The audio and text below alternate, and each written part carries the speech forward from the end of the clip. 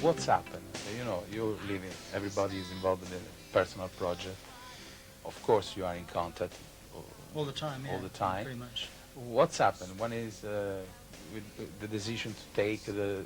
Now we go to do a new album. What is it? They give an appointment. You make a phone call. I would like to know the. My manager rings his manager, and his manager rings his... Which means our manager talks to himself a lot. We just, as I said before, we had arranged to sort of, we worked out that a period, maybe 1991 would be the next period when we all had finished what we were doing, and that would be a good time to do a band album. We all agreed on that and thought that would be a good idea, and we came in, and the first day we were here, we just made sure the equipment was working in the studio over there.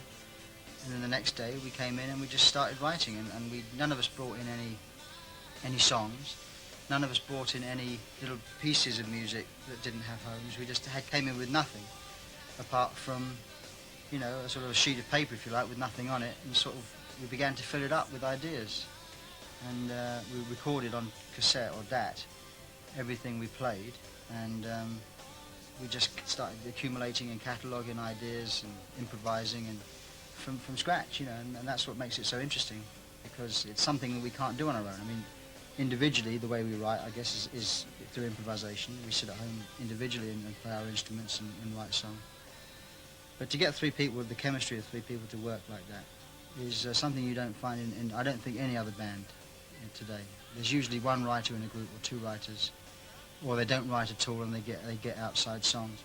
But you know, we're a group that exists really self-contained. You know, we write the songs and we play them, and really we're all responsible for each song on this album.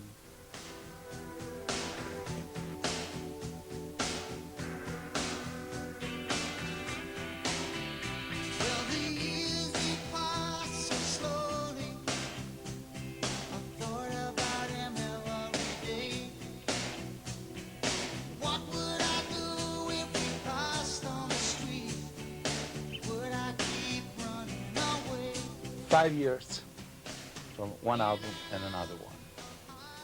I know if the Genesis nor are a band full of the market and do an album after the tour, but 5 hours, you don't think it's too be a little bit too much more? But I don't think we didn't intend it to be that way. We finished Invisible Touch and we went on tour with it for 10 months, and at the end of that I think we all felt we wanted a bit of a break and do some other things. And we set a date, a tentative date, to come back together again.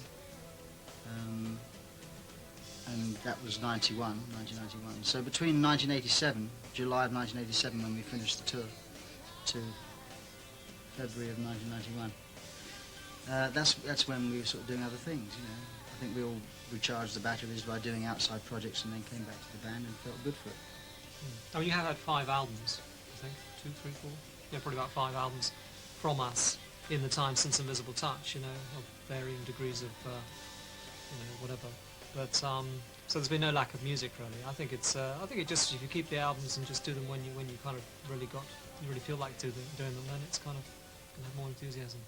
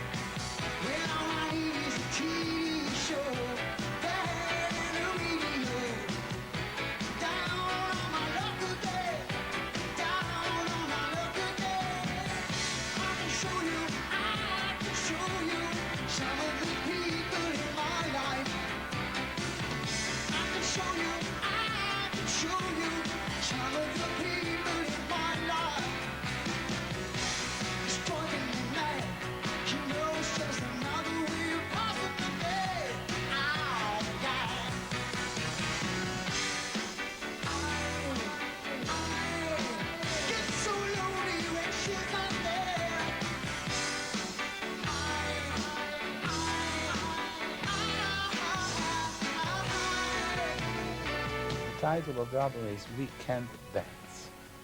What means? You don't like to dance? I certainly don't like to dance, actually. You picked the right man here. I don't know, it's not just that, really. I think the We Can't Dance title, I mean, obviously it relates to the song I Can't Dance on the album, but that's got a specific meaning in the song which doesn't relate really to what the phrase means out of context. We don't feel ourselves to be very much a part of what perhaps is the main current sort of pop music scene, which is a lot of dance music, which is something that I've never really been into that, you know, at all, and I don't think we feel part of that. We feel something, we're separate from that, and this sort of identifies that separateness, if you like. And it's not necessarily we feel there's anything wrong with that, it just doesn't appeal to us. So that's one meaning. And the other meaning, really, we can always justify meanings after we've thought of a title, which we're doing in this case. The song No Son of Mine and everything, which deals with this general misunderstanding, or perhaps not just a misunderstanding, but certainly a distance between generations. The album cover has a picture of a man and a boy on it, and the idea that there's a problem with the two getting on, if you like, the generation gap, and the relationship problems that exist between sort of fathers and sons and all that. We Can't Dance is a sort of, you know, a way of saying that, a simple way, because We don't communicate. Because it is. Because it is.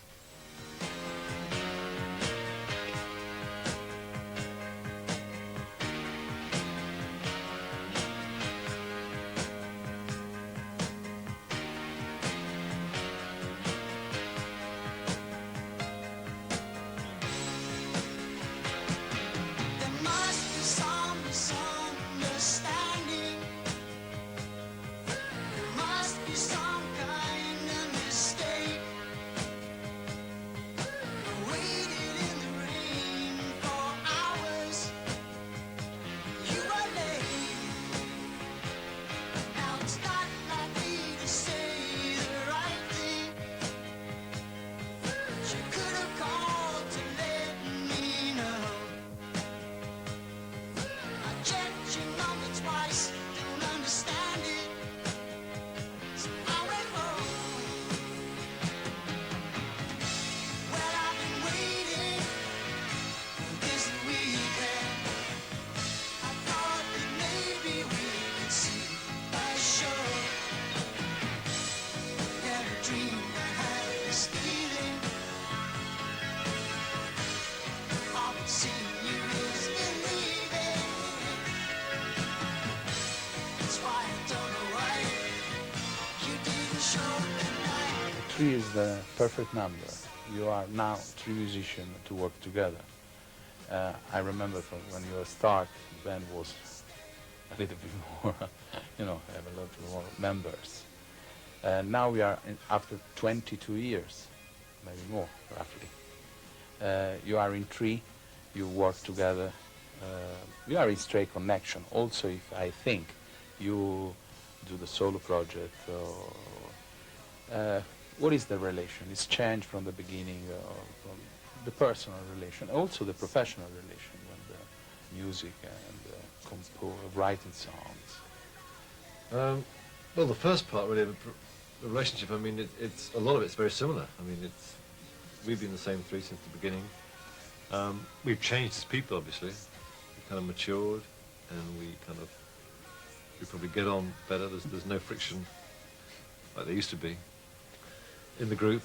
I think we've improved musically, but the songwriting process has really stayed the same kind of way. It's moved around a little bit, but it's still the same process of put a combination of people in a room, and you get a certain kind of sound that is Genesis.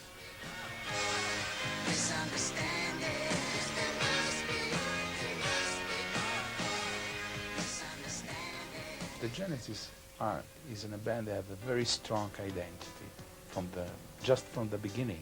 It's very strong. Everybody, when I put on the records immediately after 5 seconds, these are the Genesis.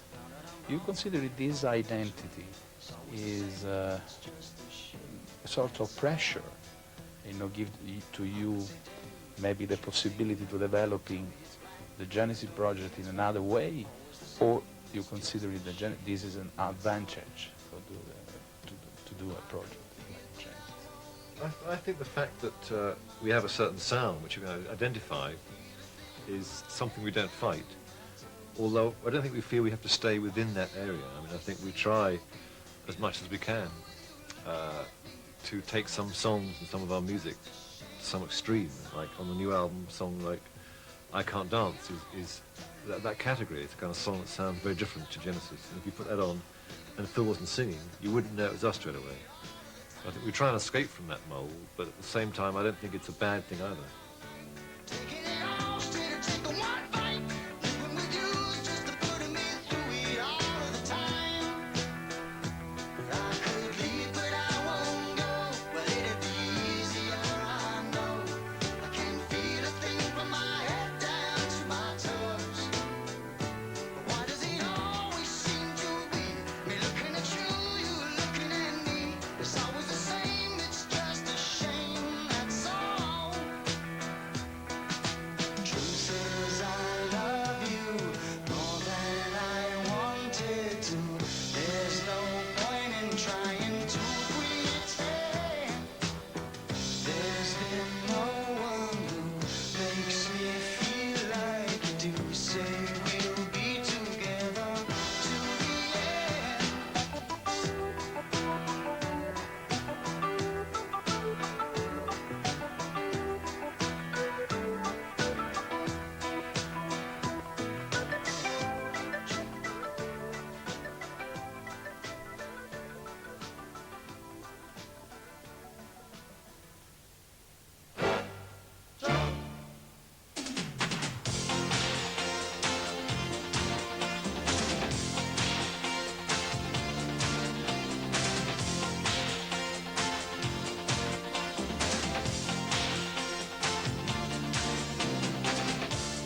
Well, I've been waiting here so long,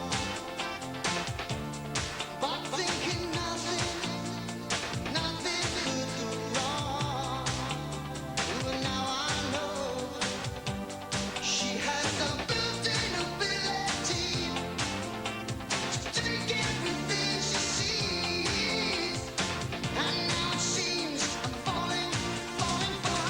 She seems to have invisible touch, and she reaches in and grabs right hold of your heart. She seems to have invisible touch, and it takes control and slowly tears you apart. And the argument about the lyrics of the songs is so you go to discuss when you eat or after the studio you go to eat what is about the problem. I would like to do a song about these arguments or this art, or everything's calm like the music. You would talk with. Well, the lyrics aren't quite done in quite the same way, because the music is just a sort of more organic thing. The lyrics, we kind of decide who's going to do what song. On this album, Phil did about half the lyrics, a bit more than normal. And a lot of the ones he was doing, he normally had a vocal idea, I mean a lyrical idea, which came when he was singing it. Maybe a hook line or a phrase or some word that made him know what subject matter was going to happen. And we tend to then go away, and myself and Tony go away and write the lyrics, and then bring them back and sort of present them to the other people, and get a bit of feedback at that stage. We tend to let people get on with it a bit, really, with terms of lyrics. I mean, you know, within obviously you've got to feel happy with whatever the result is. But I don't think we feel, you know, I do feel you have quite a lot of freedom with the lyric. You know, if you've got an idea you want to write something about, you do it. And, you know, a couple we have in the past once or twice had ideas that we've not been able to take that another person's produced. And obviously we're quite prepared to make minor changes to the lyrics, you know, particularly obviously Phil's singing them, so if it's something he finds difficult to get his tongue around, then, you know, we change it.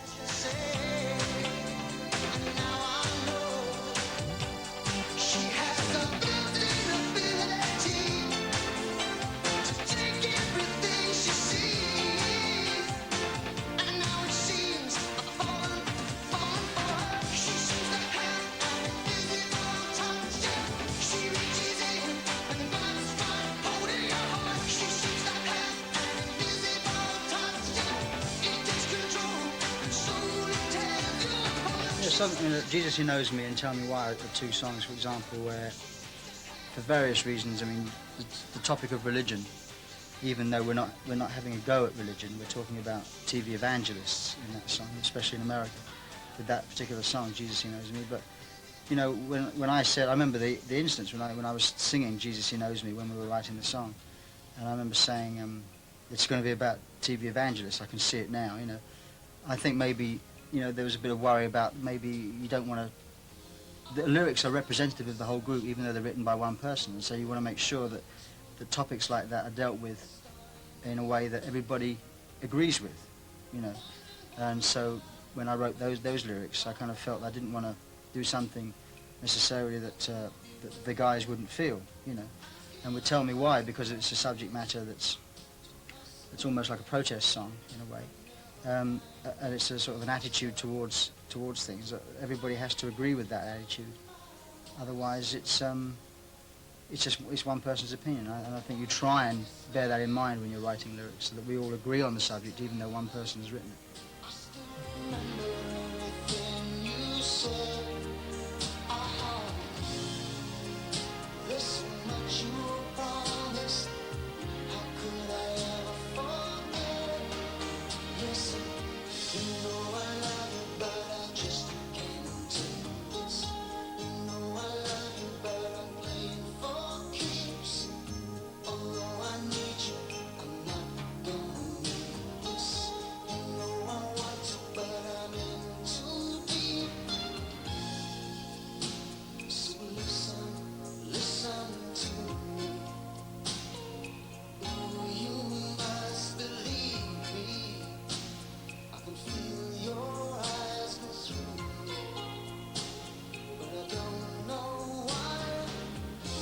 You consider the music, one song, a vehicle to send messages now, today, when the mass media are more strong in this era. You consider the music a vehicle to tell something to the people. When I talk about music, not only for enjoy, something in the back. I think it is. You know, it can be used as. I don't think it can be used to change anything, but I think it can be used to prompt people to ask questions. I think it can be used to embarrass people into making moves to do something. You know, I think that has been successful in some instances. You can draw attention to things that people don't otherwise think about. People generally tend to go on automatic pilot about certain subjects and certain issues, and then when they hear a song, maybe when they hear a song and it reaches them, they think, wow, yeah, that's true. I hadn't have thought of that, or yes, I agree with that, and suddenly someone asks a question, and before you know it, it's snowballed, and maybe something can happen out of it. But I don't think any of us are sort of pompous enough to believe that we can change anything, that you do ask questions, and maybe from that you get some answers.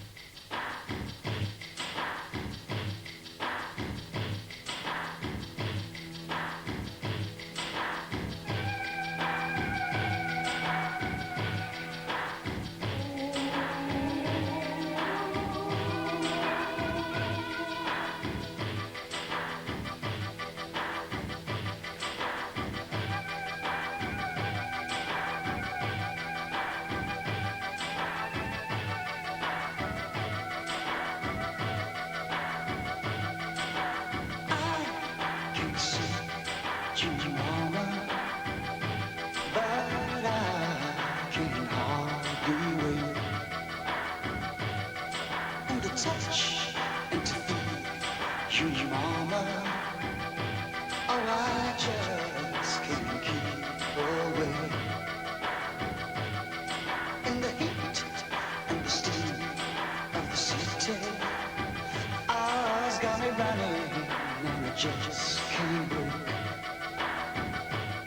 So say you help me, mama, 'cause it's getting so hard.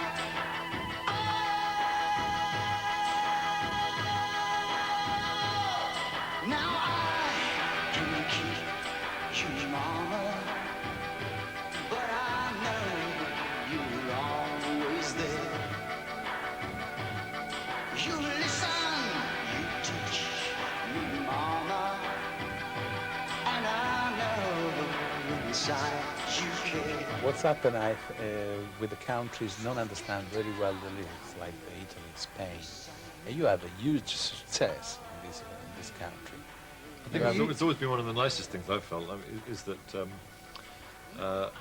they just enjoy the music, which I think They is, get a feeling, you know. Yeah.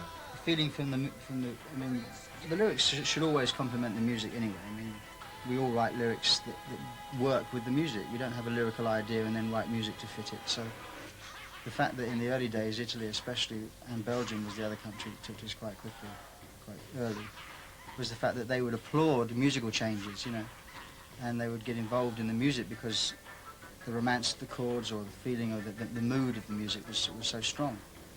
So in a way it's quite flattering, I think, the sort of fact that countries that don't understand the lyrics get moved by the music without knowing what's being sung. I think a lot of people who don't necessarily understand the lyrics do take trouble to try and translate them and understand them too, actually. I mean, certainly remember that in the early days. There's a lot of people, and it's funny where you end up taking it more seriously, because if you've looked at it that closely that you bothered to try and translate it, you kind of know every word, don't you? Whereas often, I mean, there's many bits of music that I've liked over the years that I can't even remember half the lyrics of, you know, because I don't listen to it necessarily in that kind of way. It's a sort of whole effect that comes at you. Because I do think a lot of, certainly I know many Italians in the early days used to translate the lyrics and come back with ideas of what they thought things were about. They could tell us what the songs were about because we didn't know.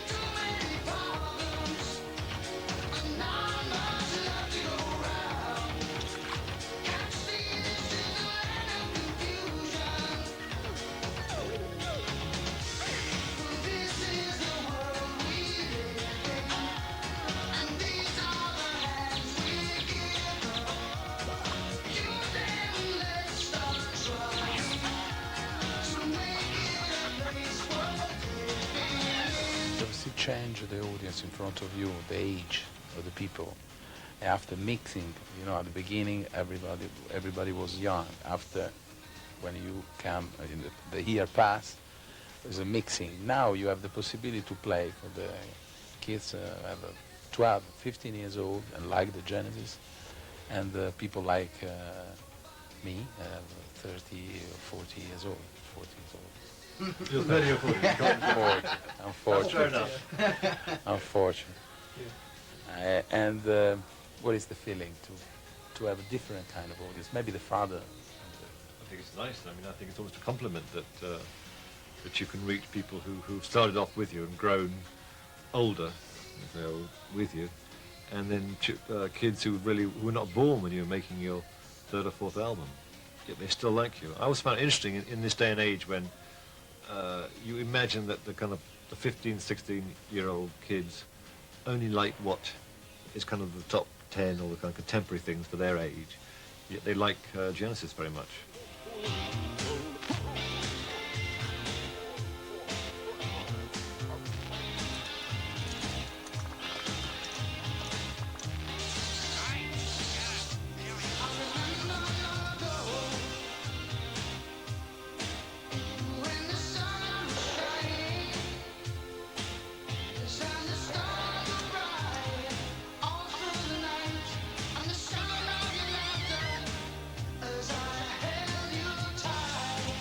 But then as soon as you have a hit single, then they call you a pop group, you see.